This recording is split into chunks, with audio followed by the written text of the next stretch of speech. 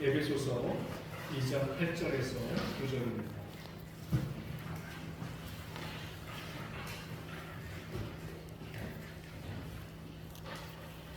에베소서 2장 8절에서 9절입니다.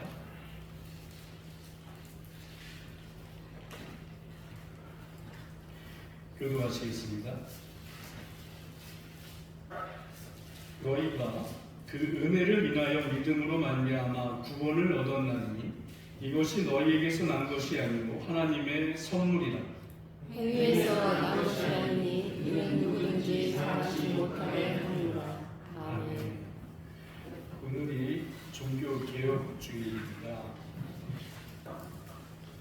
주보에도 나와 있듯이 508년 됐습니다. 종교개혁이 일어난 지가.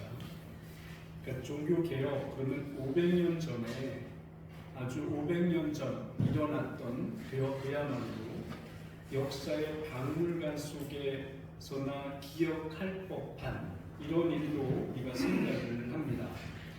하지만 오늘날 시대를 보면 과연 종교개혁을 그렇게 치부해도 되는가 하는 생각을 하게 돼요. 그때 당시에도 복음이 무너지고 전통이 중시되고 사람들이 제멋대로인 그런 시대 가운데에서 복음을 외쳤던 한 사람으로 인하여 종교개혁이 일어났는데 오늘날 시대는 어떤가? 오늘날 시대도 복음이 흐려지고 은혜가 사라지고 있습니다. 사람들이 신앙 가운데 살고자 하는 이런 몸부림들이 그때나 지금이나 별반 다르지 않는 시대의 영적 암흑기를 맞는 듯한 시대인 듯해요. 사실 마틴 루터는 종교개혁을 할 때 내가 종교개혁을 해서 새로운 어떤 뭔가를 만들어야 되겠다는 의지로 시작한 것은 아니었습니다. 그는 오직 한 가지, 교회가 은혜로 구원받는다라고 하는 사실, 그리고 복음으로 다시 회복해야 된다라고 하는 일념, 이거 하나로 그 95개조의 반박문을 비텐베르크 성당에다가 붙임으로 인하여 종교개혁의 불꽃이 피기 시작을 했던 것이었어요.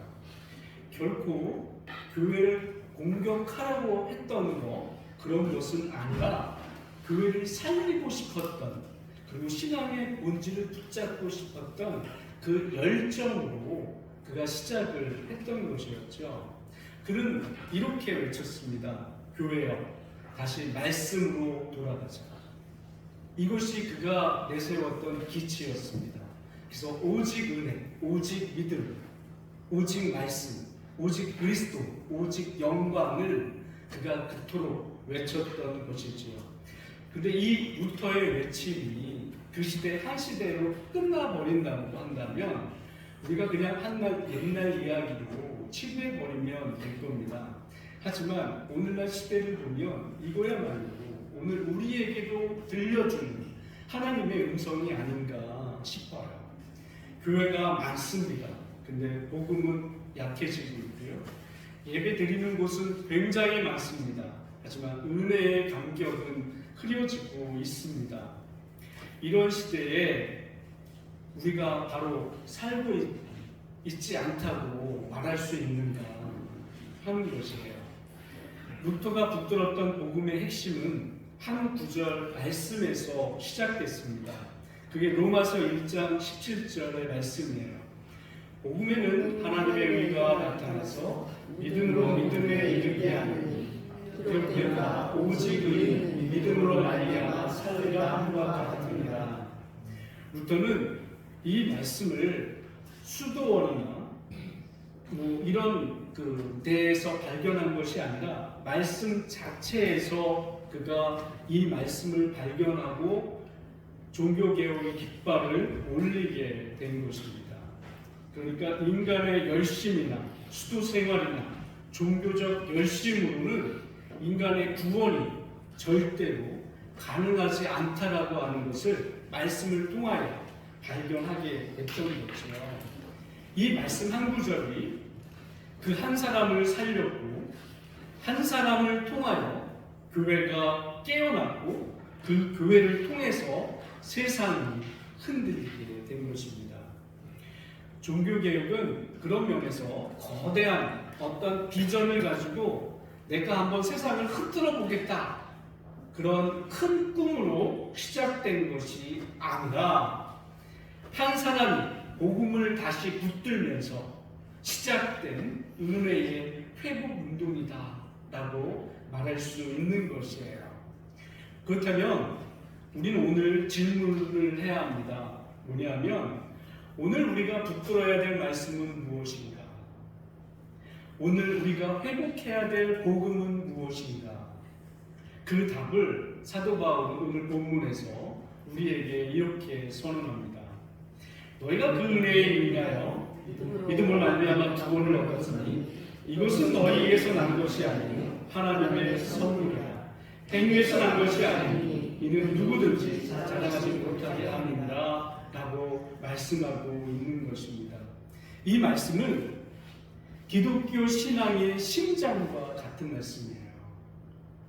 구원은 오직 은혜이고 오직 믿음으로 받는 하나님의 선물입니다. 기독교는 인간이 뭘 해서 구원받는 종교가 아닙니다. 교회를 오래 다녔다고, 헌금을 많이 했다고, 또 착하게 살았다고, 죄 안 짓으려고 무던히도 애를 썼다고, 그렇다고 해서 구원받는 것이 아닙니다. 구원은 결코 나의 이야기가 아니라 하나님의 이야기이며 나의 노력이 아니라 하나님의 은혜에서 시작된다라고 하는 사실이에요. 그래서 에베소서에서는 이렇게 말씀하고 있어요. 허물과 죄로 죽었던 너희를 살리셨도다 라고 아예 단정적으로 딱 못을 받고 말씀하고 있어요. 성경은 인간을 선하게 평가하지 않습니다. 그리고 조금 부족한 존재였어 이렇게 말하지도 않습니다. 아예 죽었어 라고 얘기를 해요. 아니 나는 살았는데 무슨 말이야, 내가 뭐 죽었다 그래 라고 할 여지가 있으나 이때 죽었다는 건 영적으로 죽은 걸 말하는 거죠. 영적으로 죽었다라고 하는 것은 스스로 하나님 앞에 나아가 하나님을 찾을 수도 하나님께 구할 수도 없는 상태를 말합니다. 죽은 사람에게는 약간의 도움이 필요한 게 아니라 구원이 필요한 거죠. 때문에 구원이라고 하는 것은 인간이 하나님께 올라가는 길이 아니라 하나님이 인간에게 내려온 사건을 말합니다. 이게 바로 복음이다 라고 우리는 말하는 거예요. 그래서 기독교는 인간이 신을 찾는 종교가 아닙니다. 다른 어느 많은 종교는 그렇죠. 자기가 돌을 닦음으로 뭔가가 되어지고 이런 것들이죠. 하지만 기독교는 우리가 뭔가를 노력해가지고 하나님께 이르거나 하나님의 우리가 원하는 것을 찾아내는 것이 아니라 하나님이 죄인을 찾아오신 은혜의 소식, 복음이다 라고 말하는 겁니다. 바로 그렇기에 구원의 시작은 인간이 아니라 하나님이시다라고 말하는 것이에요. 우리가 하나님을 선택한 것이 아니라 하나님이 우리를 먼저 사랑하셨습니다. 우리가 믿음을 만들어낸 것이 아니라 하나님이 우리에게 믿음을 선물로 주신 것이에요. 그래서 오늘 바울은 이렇게 말합니다. 이것이 너희에게서 난 것이 아니요 하나님의 선물이라 라고 말이죠. 그렇다면 우리는 하나님의 선물이 뭔가, 하나님의 선물이라고 하는데 하나님의 선물이 뭔가 라고 묻는다면 그건 은혜이죠. 은혜라고 하는 것은 받을 자격이 없는 사람에게 값없이 베풀어지는 것, 하나님의 전적인 사랑, 이것을 우리는 은혜다라고 얘기를 합니다. 우리는 스스로 하나님 앞에 나아갈 수 없는 존재잖아요. 그래서 우리는 하나님 앞에 나아갈 수 없어서 하나님이 우리에게 왔다 그랬잖아요. 왜? 우리가 죄인이기 때문에. 그럼에도 하나님이 우리를 포기하지 않으셨습니다. 성경은 로마서 5장 8절을 그럽니다. 우리가 아직 죄인이었을 때 하나님께서 우리에게 대한 자기의 사랑을 확증하셨습니다. 용감한 사람, 의로운 사람 혹은 선한 사람을 위해서는 꼭 어떤 사람들이 죽을 수 있습니다. 하지만 우리가 아직 죄인이었을 때 하나님께서 우리에게 대한 자기의 사랑을 확증하셨다라고 거듭하여서 하나님이 말씀하고 있어요. 우리가 하나님을 외면할 때, 우리가 하나님을 떠났을 때 하나님이 우리를 기다리시고 하나님이 우리를 쫓아오신 겁니다. 이걸 은혜다라고 얘기를 하는 거예요. 이 은혜라고 하는 것은 하나님이 우리를 사랑했어 라고 얘기를 하니까 그렇지 사랑했지 라고 하는 추상적인 말로 우리는 생각할 수도 있습니다. 하지만 성경에서 말하는 하나님의 은혜라고 하는 건 역사 속에서 나타난 사건, 바로 십자가를 가리키는 것이에요. 예수님이 우리 죄를 대신 지시고 죽으셨습니다. 우리가 지불해야 할 죄값을 예수님이 대신 지불하셨습니다. 그래서 은혜는 값없이 주어졌어요. 우리에게 값없이. 하나님께까지 값없이가 아니라 우리에게는 값없이 주어졌습니다. 하지만 이 값은 결코 값싼 값이 아니에요. 디트리트 보네포라는 독일의 행동하는 신학자라 그럴까요? 행동하는 목사라 그럴까요? 이 사람의 신학적 입장은 찬성할 수는 없지만 이 사람이 가지고 있는 행동하는 양심, 행동하는 신앙이라는 측면에서는 이 사람은 참 대단한 사람이다 라고 얘기를 합니다. 제2차 세계대전 때 히틀러를 향하여 저항했던 사람이 바로 이 보네포거든요. 다른 사람들은 히틀러 앞에서 다 납작 엎드리고 그냥 이렇게 떠받들려고 할 때에 보네포만은 외쳤거든요. 그랬던 사람이 보네포라는 사람입니다. 이 사람이 이런 말을 합니다.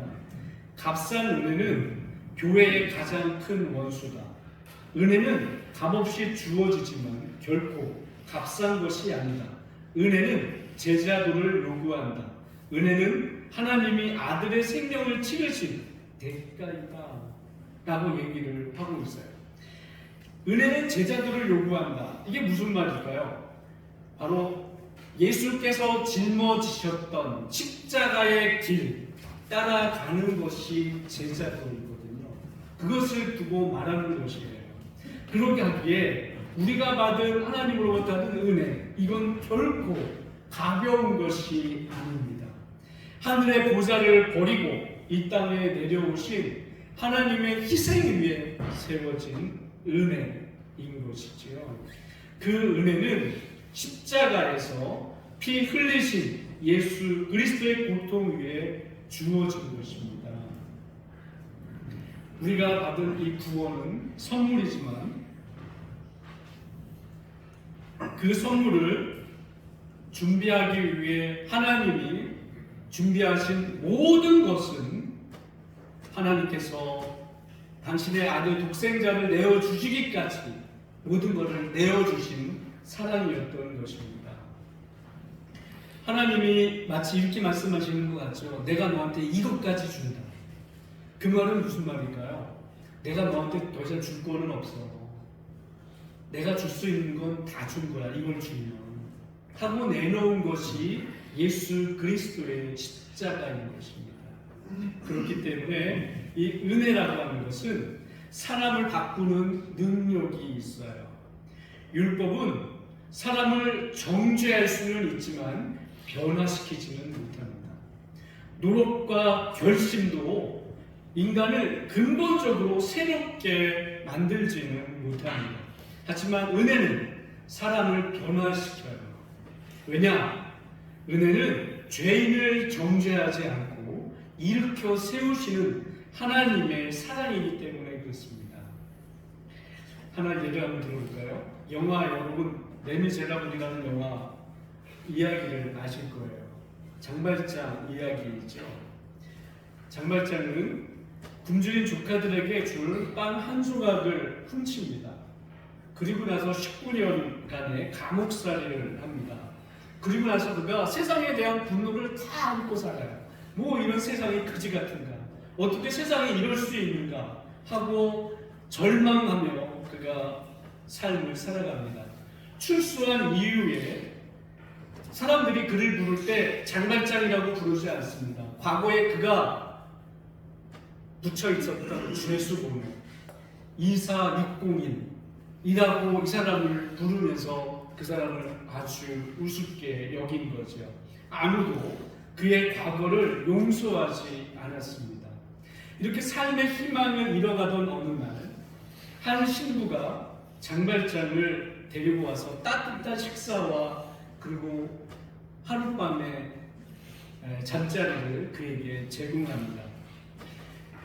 그리고 나서 이 사람은 좀 다른가라는 생각도 했지만 이 장발장은 하룻밤 자고 난 다음 날 주변을 둘러보고 뭐 가져갈 거 없나라는 생각을 해서 신부의 선의에도 불구하고 은초대를 훔쳐 달아납니다. 그리고 나서 곧바로 경찰에 붙잡히지요. 그리고 다시 신부에게 끌려왔습니다. 그때 신부가 말합니다. 신부가 한 말이 모두를 충격에 빠뜨렸어요. 신부가 뭐라 그랬느냐? 장발장, 왜 돌아왔나? 내가 자네에게 은촛대를 주지 않았나? 그리고 은접시도 주었는데 왜 은촛대만 가지고 갔나? 여기 이 은접시도 가져가게 라고 했다고 합니다. 사람들은 놀랐어요.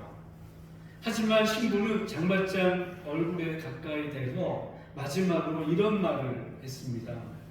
나는 그대의 형제입니다. 내가 당신을 죄에서 구했으니 하나님께서 그대의 영혼을 사셨다는 것을 잊지 마십시오. 그 이후 이 장발장은 무너졌습니다. 그리고 뉘우쳤어요. 그리고는 그는 그 자리에 울며 고백했습니다. 나는 이대로 살면 안 된다. 다른 사람이 되어야 한다. 그날 이후에 그는 죄수로 살던 인생을 내려놓고 이제 은혜를 흘려보내는 인생으로 살았다고 합니다. 인생이 완전히 바뀌었습니다. 도망자가 아니라 누군가를 살리는 사람이 그가 된 거예요. 그를 변화시킨 것은요, 율법이 아니었습니다. 정죄가 아니었어요. 은혜였습니다. 사랑하는 여러분, 이게 은혜예요. 사람을 새롭게 하는 능력, 과거를 끊고 미래를 여는 능력, 절망 속 영혼을 다시 일으키는 능력, 이게 바로요 하나님의 은혜인 것입니다. 그렇다면 우리는 왜 이 은혜를 잃어버리고 살까?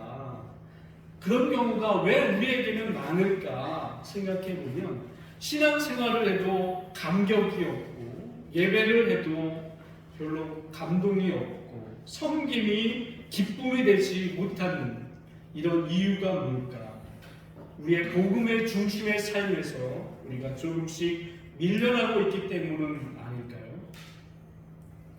은혜에서 멀어질 때 신앙은요 서서히 형식이 됩니다. 은혜를 잃어버리면 예배는 습관이 되고요, 봉사는 의무가 되고, 기도는 종교적 행위가 되고 맙니다.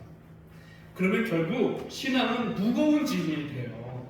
그래서 우리 영혼을 지치게 합니다. 하나님은요 우리가 그런 신앙 갖고 살기를 바라지 않으세요. 억지와 부담으로 믿음을 유지하는 삶을 하나님도 원하지 않습니다. 하나님은 은혜를 알고 은혜를 누리며 은혜에 반응하는 삶을 우리에게 원하셔요. 왜냐하면 은혜만이 우리를 변화시키기 때문에 그렇습니다. 은혜는 우리를 자유하게 하고 다시 기도하게 하고 우리의 마음을 하나님께로 돌이키게 합니다. 이게 바로 복음의 능력이에요. 그래서 바울은 이렇게 말하는 것이었죠. 2장 9절 봤던 행위에서 난 것이 아닌 이는 누구든지 자랑치 못하게 합니다 라고 말씀하고 있습니다. 구원 앞에서 자랑할 사람이 있을까요? 오래 믿은 사람도, 직분 있는 사람도, 목회자도, 어느 누구도 자랑할 사람은 없습니다. 우리는 모두가 은혜 아니면 하나님 앞에 설 수 있는 사람은 없는 것이에요. 오늘 우리는 종교개혁주의를 기념합니다. 종교개혁주의, 특별히 개혁교회에 있어서는 매우 중요한 날이에요. 왜냐하면 종교개혁의 신앙을 우리가 이어받는다라는 개혁주의의 전통이 있기에, 특별히 칼빈의 그 신앙적 그런 칼날을 우리가 따르는 입장에서 종교개혁은 중요합니다. 그러하기에 우리는 종교개혁을 매우 소중하고 중요하게 생각을 하는데, 이게 앞서 말씀대로 500년 전의 일이에요. 그러하기에 과거 이야기를 왜 끄집어내? 라고 생각할 수 있겠지요. 하지만 이게 단지 과거의 일이고 과거의 얘기이냐, 이렇게 치부해버리고 넘어갈 것이냐 라고 한다면 그렇지 않기, 더더욱 우리가 종교개혁을 생각을 합니다. 이건 우리의 신앙을 비추는 거울입니다. 루터 시대가 부패했다고 합니다. 하지만 오늘의 신앙은 어떤가요? 오늘 한국교회는 어떤가요? 복음 위에 서 있습니까? 아니면 형식 위에 서 있습니까? 많은 사람이 예배를 드리지만 하나님을 만나지 못합니다. 기도하지만 응답받지 못하고 체념합니다. 섬기지만 피곤합니다. 이런 모습이 일상이 되어졌어요. 왜 그럴까요? 열심히 부족해서 그건 아닌 것 같아요. 은혜가 희미해졌기 때문입니다. 그래서 오늘 우리는 다시 고백해야 합니다. 은혜로 말미암는 구원, 하나님의 선물이다. 하나님의 전적인 은혜로 우리가 구원을 받았다. 구원은 오직 하나님의 은혜로 가능하다라고 하는 사실을 다시 한번 새겨야 합니다. 사랑하는 여러분, 오늘 우리가 붙들 말씀은 그런 면에 분명합니다. 구원은 하나님의 은혜라고 하는 사실, 이건 신학적 구호가 아니라 우리 영혼을 살리는 진리입니다. 은혜가 우리를 여기까지 이르게 했기에 앞으로도 우리를 붙들고 갈 것은 오직 하나님의 은혜인 겁니다. 우리는 때로 은혜 가운데 살더라도 넘어질 때 있을 겁니다. 때로 신앙의 열정을 잃을 수도 있습니다. 그리고 때로 기도할 힘조차 사라질 때가 있을 것입니다. 그러나 기억하십시오. 하나님은 우리가 은혜 안에 다시 일어나기를 원하십니다. 하나님은 실패한 사람을 부르시고요, 약한 사람을 세우시고 낙심한 사람을 다시 세워주시는 분이에요. 하나님은 오늘도 은혜로 우리를 초대하십니다. 종교개혁은 단순히 500년 전의 사건이 아니라 그랬습니다. 오늘 우리의 결단을 통해 다시 시작됩니다. 루터의 입에서 나왔던 그 외침이 오늘 이 예배당에서 다시 울려 퍼지기를 바랍니다. 오늘 이 예배가 단지 종교개혁을 기념하는 시간이 아니라 복음을 회복하는 시간 되기를 소망합니다. 우리 신앙이 다시 살아나고 가정이 다시 은혜로 회복되고 교회가 다시 복음의 감격을 회복하는 영적 부흥이 일어나기를 예수님의 이름으로 축원합니다. 기도하자. 고맙고 감사하신 하나님, 500년 전에 종교 개혁의 시작이 한 사람의 말씀으로 인한 변화로 인한 것임을 다시 한번 확인하였나이다. 하나님, 우리 한 사람 한 사람을 주의 말씀으로 붙잡아 주시옵소서. 은혜로 살게 하여 주시옵소서. 주님의 은혜 없이 살 수 없으니 삶에서 고백하게 하며 살게 하여 주시옵소서. 주님 참 감사합니다. 예수님의 이름으로 기도합니다.